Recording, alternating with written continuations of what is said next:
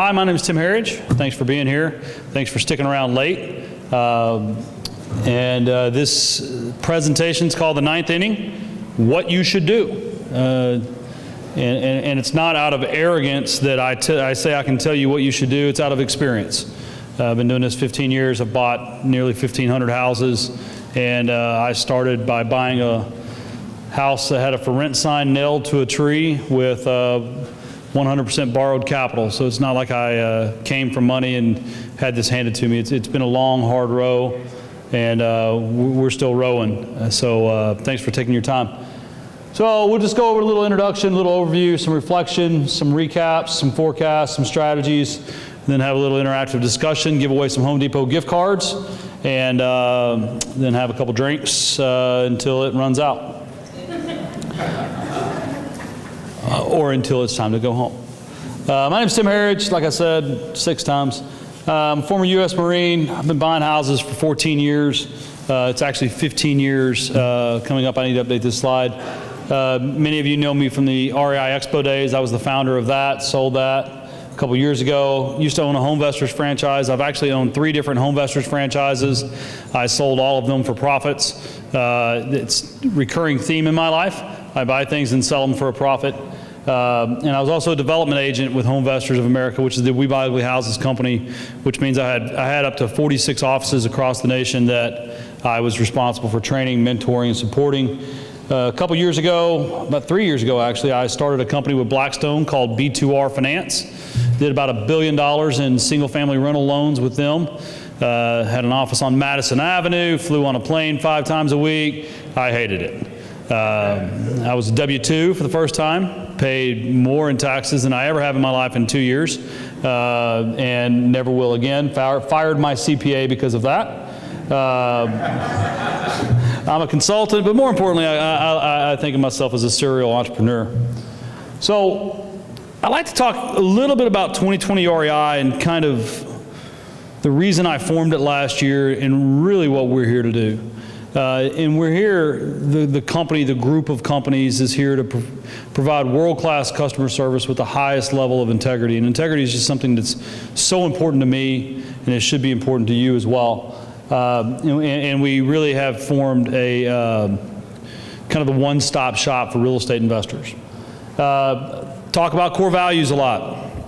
Integrity, positive attitude, respect, dependability, accountability, and resolve. These are the things that I personally use to determine who I will do business with and who I will hire. And I highly recommend that you adapt your own core values for your business or businesses. I can tell you I have fired in the last 12 months some of my top performers when they breach these core values. Because to me, it's not about money. It's about, do I enjoy being around the people that I work with every day, and do they share the same values as my family and I share? So kind of a little bit about the group of companies, and then we'll get started. So I kind of go through everything A, B, C, D, E, F. That's kind of the way I structured it.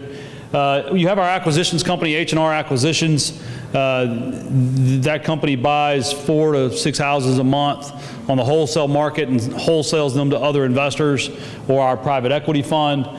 Investable Realty is a full-service real estate investment brokerage. We have 30 real estate agents, licensed real estate agents that specialize in working with investors. So I have to stop there for a second and say, if you're in this room and you're looking for discounted inventory, you should call them. If you have discounted inventory you would like to sell, you should call them. If you have rental property that you would like to sell based off the income of the rental property, not the value of the rental property, you should call them. And when I say call them, I'm pretty much mean call me and I'll get you with the right agent. But it really is, it's a genesis of, you know, almost 15 years ago, I had to buy that first house off of a for rent sign nailed to a tree. And if you were to pick up the phone right now and call Keller Williams, Century 21, any of these big retail agencies and ask and say, I want to buy investment property, you're probably going to get passed around to 10 or 15 different agents until they find an agent that's bored enough or unproductive enough to actually deal with an investor. Because here's some little insights to our people. I call you my people, right? We're cheap. We're sharks, we're slumlords, we're bottom feeders, all of these euphemisms that go to define our industry is what, frankly, unfortunately, real estate agents think about us. And really before investable realty in this town, there was no true real estate company that was focused on quality third-party representation for investors. And I don't mean a company that says realty but only sells their own assets. I don't mean a company that says realty that will only wholesale you what they were able to mark up and does a bunch of fancy stuff. I mean the traditional, you want to buy a house, you call a real estate agent, the real estate agent gets you financed, and the real estate agent walks you through A to Z. And that's what we've built at Investable Realty. I'm very proud of what we've done in 12 months. We're doing a little over $5 million a month in volume, all investment property. We're launching a retail brand very soon to where we can actually help investors buy the house and then help them flip the house to where it just doesn't have that general public stigma of investable realty in the front yard, property management. We do it all. You should definitely get to know us. I see Brandon over here on the front row. I think he's the only investable agent in the room right now, so you should definitely talk to him. You want to find a hard-working guy. He was actually our agent of the month this month because. And it's funny, I always award every month the Agent of the Month award, not out of who made me the most money, but frankly, who lives up to these traits. And Brandon Richards is definitely someone that does that. DFW Investors, if you don't know what DFW Investors is, do you want me to go back so you can take a picture of that? No? Okay. If you don't know what DFW Investors is, then you did not pay attention on the way in the front door, because that's where you're at right now. Elevate Private Capital is a private equity fund management company. We have roughly $1 million under management. We started in June. We've completed 10 flips. We're producing over a double-digit return for our investors. So if you're an accredited investor in this room, which means you have $1 million in assets exclusive of your personal residence, or you make $250,000 a year, half for 2 years, and have reasonable expectations to do the same next year, we can talk to you about us putting your money to work for you and sharing in the returns and the experience of myself and George Roddy Jr., my partner. And then 3L Finance. 3L is really a simple real estate investor mortgage company, and 3L stands for Listen, Learn, and Locate, because every investor is different. Every investor has different needs, and you have to first listen to them and learn about their business, and then you have to go locate the right capital for them. So, we're really happy about what we've formed at 3L. Doing roughly $8-9 million a month right now in volume, everything from 6-month hard money to $6 million portfolio in Salt Lake City, Utah, to the most interesting deal in the world has been a mixed. Mike is back there, so Mike, raise your hand. That's Mike with 3L. He's our senior account representative. He's actually working on funding a $2 million mixed-use building in the French Quarter of New Orleans, which seems like a bad idea, but we found a lender that would do it, so we help the investor out. And that's really the goal and the mission behind 3L. So that's the group of companies as they sit today. Not one of those companies is over 18 months old. I left Blackstone last summer, and we've created all of this in just a little over a year's time. So it's been hard. It's been a long 12 months, but you go 2 slides back, and our mission is to provide world-class customer service, and you cannot do that without completing the ecosystem. And I feel like we've done that with this slide. So a little reflection on myself personally and kind of what's happened in my business over the last almost 15 years now. It'll be 15 years in February. So number one, not enough rentals. I have not kept enough rent houses. Flipping houses, wholesaling houses is a horrible, horrible business. I hate it. I make a lot of money doing it, and I hate it. Because the problem is, once you sell 3309 Santa Teresa, which I sold last week, we made almost $50,000 on it. It was a great deal for my investors. Now I got to go find another one. That's the problem with 3309 Santa Teresa. Conversely, you find 2626 Cumberland in Mesquite that you can buy and put $20,000 or $30,000 into, wait a year, refinance that money back out off the loan to value with the local lender, and now you have a business that literally, each house is like a different business for me that sends me money every month. So my number one reflection on my 15 years in business is I don't have enough rentals. And mind you, I have 80, but that's not enough. And wrong partners, and that's actually not directed at anyone in general. I mean, George is my partner, and we work really well in certain aspects together. Jason Riney is a former partner of mine, and he and I worked really well in certain aspects together. Scott Horn is another former partner of mine that we worked really well in certain areas. Blackstone is a former partner of mine, by far the most wealthy. They had $240 billion, but we worked well in certain areas. But I think it all comes down to an alignment of interest. You have to make sure you and your partners are rowing in the same boat in the same direction at the same speed. Because if you're not, it makes this business really, really difficult. Wrong financing. So in April of 2008, I had a bank call me. I love this bank. That's actually a joke, and you'll see why in a second. They called me up and they said, April 2008, anybody remember that as a great time in their life? No? That was a great time in your life. Were you part of the Big Short? I mean, because about the only people that were happy in April 2008 were the people in the Big Short. So I had this bank call me there. It's like, Tim, we noticed your rentals are performing well. I'm like, oh, yeah, they are. They're like, yep, we noticed you're 100% occupied. Oh, yeah. Well, we're going to call those notes due, and you have 30 days to pay us $480,000. I'm like, whoa, And what I came to find out was there's these interesting little provisions in most local banks' loan documents that have these renewal provisions where your lender, who, anyone in here work at a bank? Are you a vice president? No, pretty much everyone else is. The problem is at these local banks is they give a VP title to someone that makes 40 grand a year that has been a VP at 95 other banks. And they have never read the loan documents that they're giving you. And it's not anything personal against them, they just haven't. And so what happens is they tell you, oh no, right now there's a lot of banks offering 4.75% 1-year adjustable 15-year notes. And that sounds great. And you're thinking, man, even if interest rates only go up 25 basis points, I'm still at 5%. The problem is in that little paragraph that talks about the renewal and adjustment provision, there's a little sentence at the bottom of it that says this note may also be called and due in full. And I never read that. I mean, you're talking 10 years ago. I'm 38, I was 28, I was making millions of dollars. It was easy. Fax a form, get money. It was that easy back then.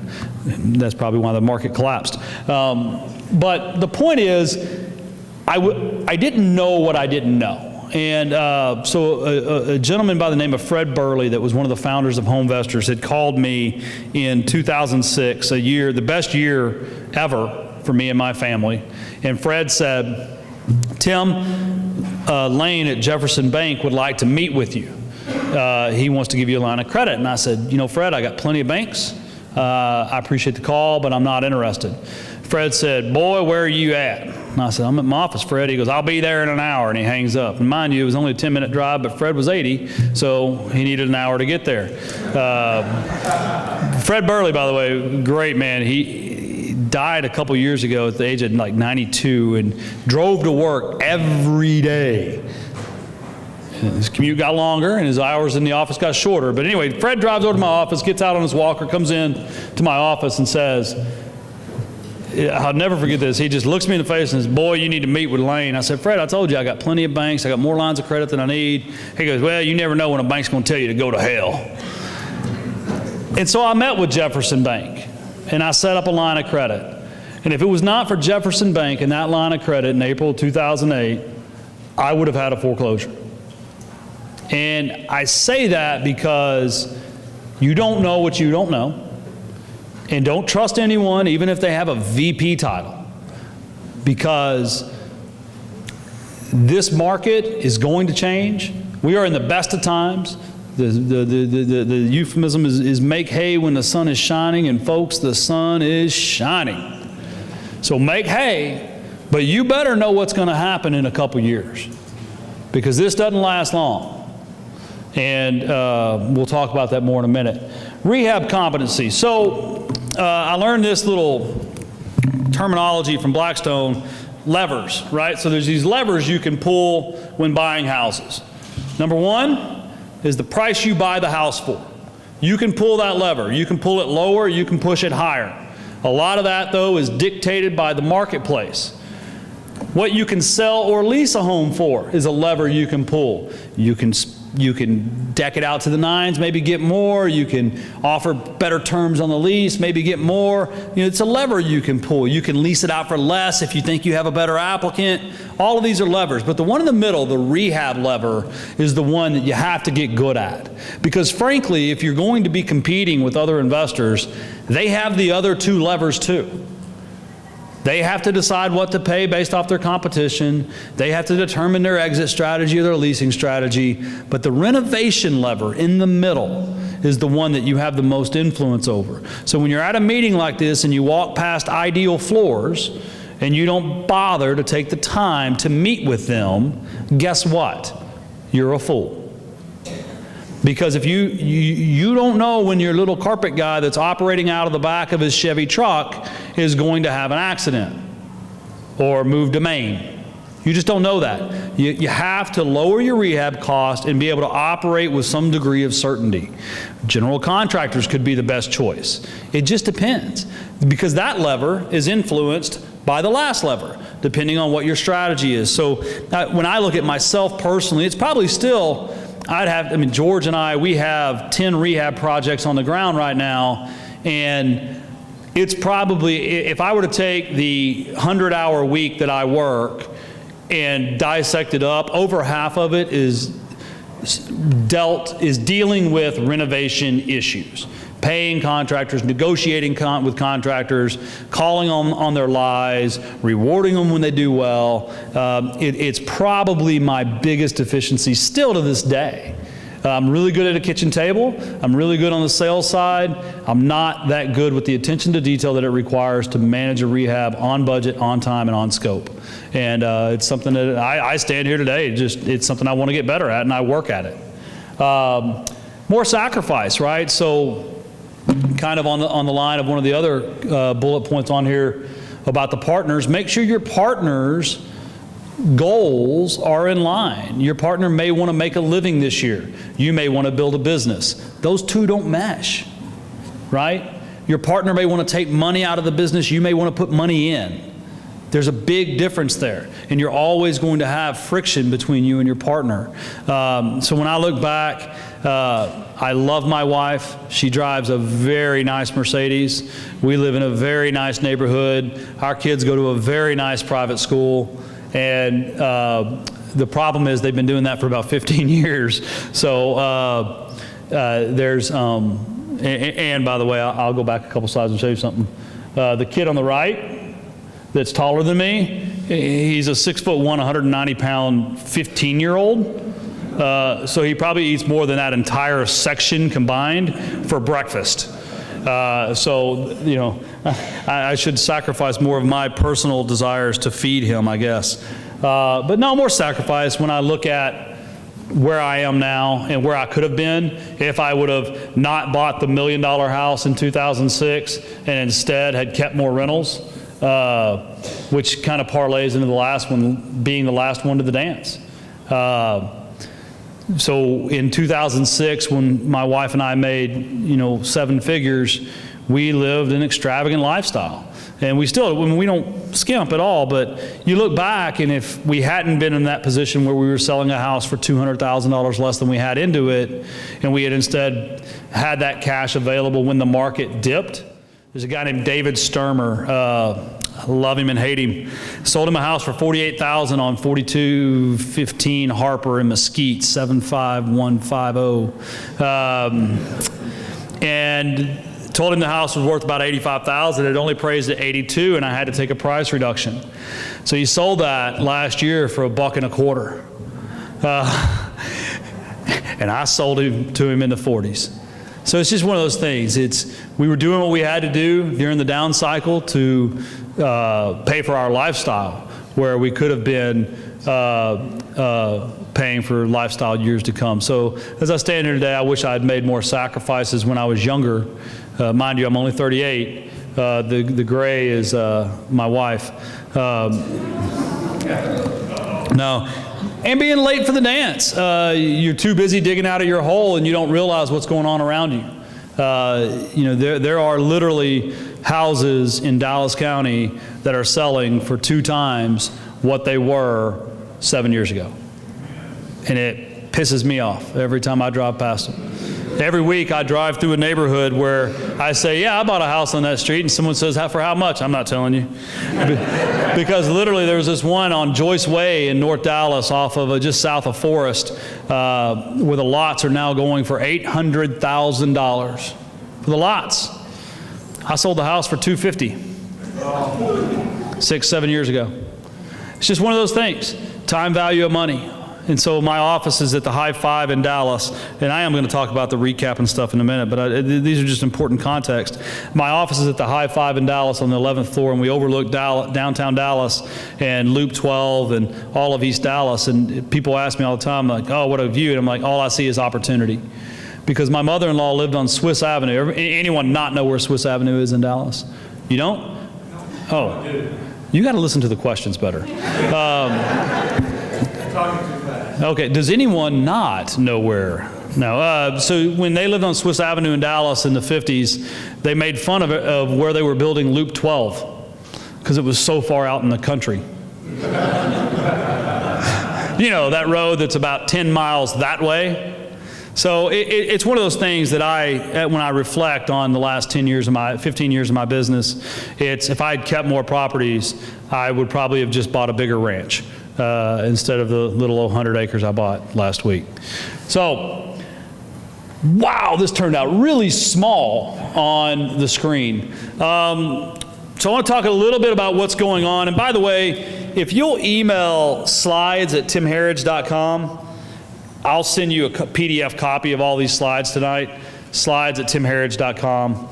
Really complicated. Well, I guess if you don't know how to spell Herriage, it could be. So single family. This is year to date as of the end of November in Dallas. Okay, so let me frame these stats. This is in the North Texas Real Estate Information Systems area, NETRIS. Okay, so it's all of the MLS for North Texas. Okay, I didn't want to come in here and talk about Dallas County and then someone say, well, what about Collin County? It's like, too many stats, we'd be here for 3 days. So, average price, year over year, all the way through the end of November, up 7%. 12 months, up 7%. Median price, up 10%. So difference between average and median. I'll talk to you like you were me whenever I went to work whenever I bought my home investor franchise. Average is the average. Median means half are above and half are below. So the numbers are different. But one's up 7, one's up 10. Days on the market, down 6% year over year. It's just painful to know. And here's one of the biggest tailing facts. New listings are up 3%, which means people did finally start putting their toe back in the water, but active listings are down 1%. So some people have hypothesized over the last year or two, saying, oh, well, if more people would sell their homes, if inventory would loosen, the market wouldn't be so on fire. Well, the actual data says that there was more inventory, yet the fact that there's less active now tells you there was even more demand than the previous years. So these two numbers really do point to things for me. Rentals, we're going to have a little takeaway here. Average rental price up 6%, now $1,700. Median up 7%, now $1,600. Average dollar per square foot on rental property up 5%. Now it's at $1 even, whereas last year it was in the 90s. Days on the market of rental properties is down 1%. Now it takes just a hair over a month to get a property leased. Now, here's the thing. I don't have a lot of time to talk about absorption rate. We will in a couple weeks. But absorption rate means how long the active inventory takes to go away. And this is the thing that worries me for all of you landlords in here. New listings up 2%, active listings up 7%. It tells you rental demand is slowing down. I believe it's slowing down because too many of you greedy landlords, like me, are jacking the rents up so much that it's literally making people have to go live with other family members or combined households. But that's an alarming number there for the rental market, that inventory is up 2%, new inventory is up 2%, yet available inventory is up 7% year over year. So you're really going to have to, if you're in the rental business, focus on your price bands, and that's kind of where this next little note comes from, is just to kind of help you see the way the price bands work. Months inventory between 150,000 and 189.9 is less than 1% in this metroplex. I mean, one month. 1%? Yeah, 1 month. I don't know why I said percent. So what that means is if you get a house between 150 and 190, there's less than a month of supply on that house.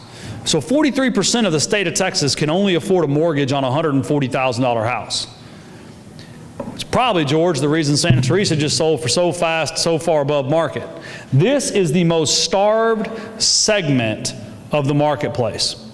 0.9 is the actual number year to date of the, or I mean, not year to date, 0.9 months, so less than 1 month, inventory available in that 150 to 190 price band. So if you're going to flip a house right now and you're afraid it won't sell, just buy one in that price band and you'll be fine. Well, you may not be fine, you may still lose money, but you'll do it fast. So last week, it was kind of funny, my trainer asked me, he said, so a friend of mine just bought, my wife and I work out together, they go, oh, a friend of ours just bought a flip, what advice would you give them? And I said, oh, have they already bought it? And they go, yeah, they closed last week. Jennifer and I in unison said, oh, it's too late. Because too many people, like, it may be cool to be on the A&E First Time Flippers show, but I promise you in real life, it's not cool. So in the last 4 months, I have bought more abandoned rehabs from investors than any time in my career. So if you're in the room and you watch TV and you're thinking, I'm going to flip a house, you better do your homework first, or you're going to be on my new reality TV show called Rehab Rescue. And that's where you sell me the house at a significant loss and then I go make a significant profit. It's a great show. Tune in. Limited inventory most of the year. Building starts are still behind, but they're starting to catch up. There's some interesting land stats that I was looking at, that the average price on lot sales has actually went down this year, which kind of tells you there's some more infill lots. But the interesting thing of that is, still the average new build is above $400,000. They are not building affordable housing. And so I look at everything as opportunity, right? Chinese symbol for chaos and opportunity are actually the same. So if they're not building new homes in an affordable price band, specifically 150 to 190, why not remodel a home in that price band? And if you do it to the nines, you're going to sell it really fast for a really good number. New job center, you know, there's so I subscribe to the Dallas Business Journal and I get their daily updates and their weekly summaries. My Lord, there's a new company that comes into this state, into this metroplex every week. And even the ones that have been here for a year or announced they were opening their job center, every quarter it seems like they're upping their job, the amount of people that are going to be there. Most recently I saw that Charles Schwab is now going to hire it's like 3,500 people now instead of like 1,500 it was supposed to be originally. And also what you're starting to see is so State Farm, everyone familiar with the city line development where State Farm is? You? Good? Yeah. All right. So the interesting thing is, originally they were going to relocate in about 2,000, 3,000 people. Well, a couple months ago, George and I actually bought a house from someone who had just lost their purchaser from out of state, because that person was told, oh, hey, on that relocation package, never mind, we're actually going to lay you off and hire someone locally, but you're more than welcome to apply. And the reason is because people in Texas are cheap. And when I say we're cheap, what I mean is, if you have a degree and 5 years experience in marketing in Texas, 70, 80 grand is kind of what you get paid. In California, you get paid $210 because of the cost of living. So these companies that are relocating here, like the light bulb's going on, they're like, hang on a second. Why am I going to pull Bill and Mary from California and keep paying them $210 and pay $20,000 to move them here for the luxury of paying them $210 when I can just give them 3 months severance and hire someone for $90? And you're going to see more and more of that, and that should continue. The best thing we have going here is the job market in Dallas-Fort Worth. It will continue to maintain strong. George and I did a lot of research on this when we were getting ready to launch our equity fund, and I can tell you that, for the first time in history, less than 5% of the jobs in Dallas-Fort Worth are reliant upon the energy sector, and that energy is mining, gas, oil, all that. So which is really good, because everyone talks about Dallas in the 80s, the Dallas real estate crash in the 80s. That had to do with oil, and now less than 5% of the jobs rely on that. So now I can't say the same for Houston, and glad Exxon moved down there. Interest rates, they're up like what, 0.5%. So now you have to pay 4.5% for a 30-year mortgage, which is still just ungodly low. So I don't think interest rates are that big of a deal. They'll continue to go up, specifically as lending is loosened. So one of the things that, okay, so I'm going to mention Donald Trump several times tonight. Let's go ahead and go into my disclosures here. I do not want to start a political conversation. This is not Saturday Night Live, so I don't have Alec Baldwin here to impersonate him. But there are some key things going on with the Goldman Sachs bankers, the ExxonMobil CEO, the people that President-elect Trump is filling with his cabinet with, that are going to significantly impact policy. Not laws, policy. One thing that he's already said, or not him, one of his talking heads, is that they want to loosen lending guidelines. Well, we see where that got us. So just get ready. The thing that hasn't worried me about the housing market this year is I don't see dumb money. Even though George and I have been selling a house a week at prices that, are suspect to, sane individuals. But 20, 30% down, cash. So a cash sale cannot create a bubble, right? I mean, there's no debt to go bad. So I haven't been worried about building a bubble that's going to pop, because I haven't seen stupid loans. I don't think anyone that's bought one of our houses has put less than 15, 20% down. We've got one VA loan going right now. Other than that, it's frankly been some disciplined lending. Now, what I'm worried about is that dumb loans will come back, and you'll have to watch that, because the quicker dumb loans come back, the quicker people that frankly should not probably ever own a home end up owning a home.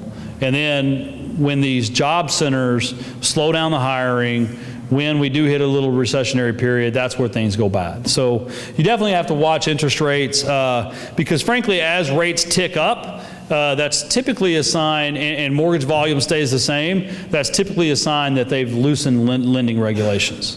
So you got to watch that for sure. In 2017, I think you can still expect a 3 to 5% growth over this year.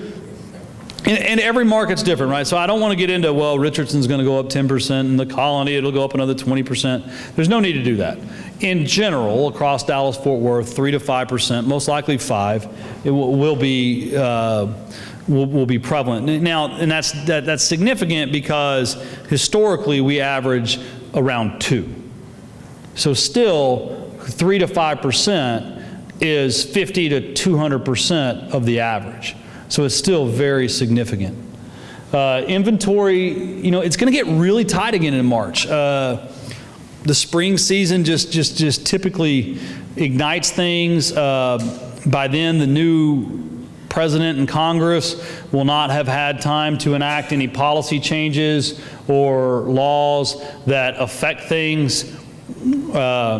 So I think inventory gets really tight again in the spring. So now is the time to start getting your flip inventory in line. You can't just magically snap your finger in March and have a house to sell at the end of March. You have to, find the house, close on the house, fund the house, rehab the house, market the house. So now is the time to start buying your March inventory, especially if you rehab as slow as I do. No, I'm just kidding. Building starts are catching up, but they're not going to catch up in the sub 200 price band. We were looking the other day, Greenville, North Prosper, Salina, Weatherford. I mean, that's where you have to buy a new $200,000 house. There's no such thing inside one of these loops. So, I think the outward expansion of the Dallas-Fort Worth Metroplex will continue. The Choice Homes and KB Homes, everyone always made fun of them, but they were good for the inner cities. They were good for inside the loop. They were building $90,000, $100,000 houses back in 06, 07, and you don't have that anymore.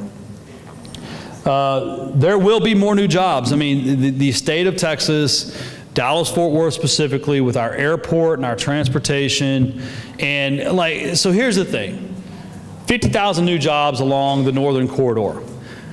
No one has even been able to quantify what it will take to support the people moving in to those areas.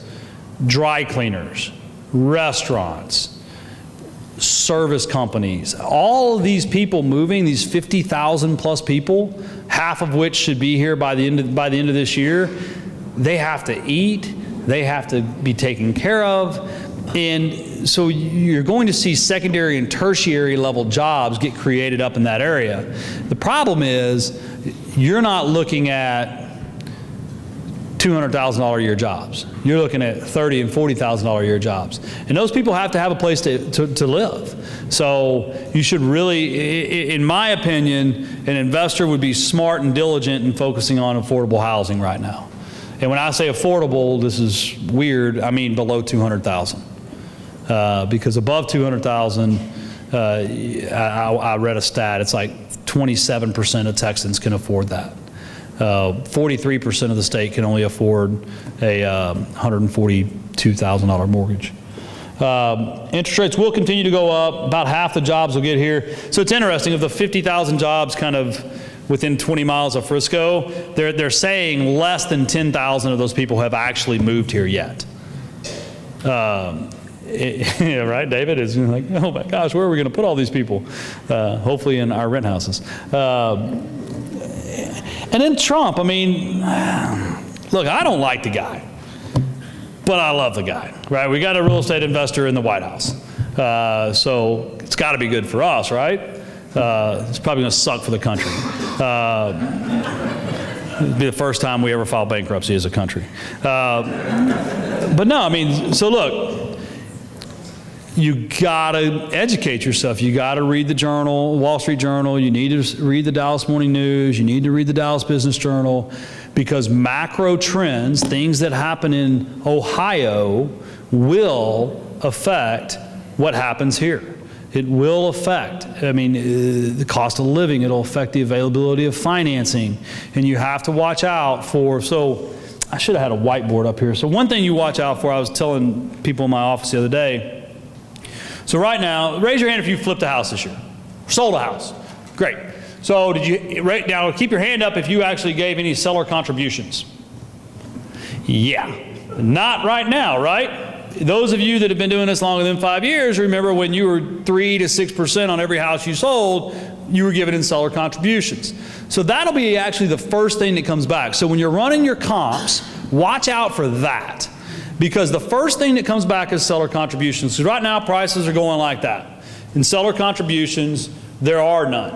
So what you'll start to see is seller contributions will kind of come in here below, which lowers the effective sales price until they get all the way to 6%. Then they can't go any farther because that's the maximum allowable by the agencies. Now, the last bullet on here may change that, right? Who knows? You got to watch out for that. Once they get to the maximum allowable, it's like a big anchor on sales prices. It starts to drag sales prices down. They peter out, they start going down in every cycle ever. So you got to watch out for that. I'll never forget, I mean, I was one of the criminals in 2006 that was selling houses to people for $500 total move-in. That's what my sign said out front for a $200,000 house. $500 total move-in. Someone one time wrote me a $500 check and they got $463 back at closing. And I thought, ooh, that's not good for us. It was foreclosed on. I tried to buy it a second time though, but didn't work out. So you got to watch out for sellers' contributions. Once they hit the 6% mark, you'll see prices plateau. Then you'll start to see prices. Then you'll see days on the market go up. Then you'll see prices start going down. And then now, knowing what I didn't know then, you start watching for seller contributions to go back up.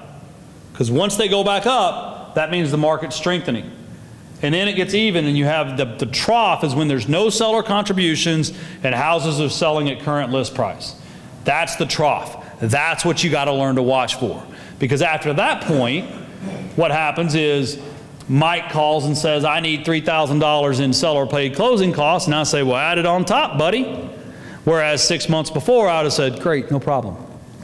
And then you start seeing it go up. You start seeing prices go up. That's basically people need help on their mortgages and so things are getting added on, and there's typically seller contributions at the beginning, but then seller contributions disappear all the way, and you have a steady price increase, and that's where we're at right now. There's no seller contributions.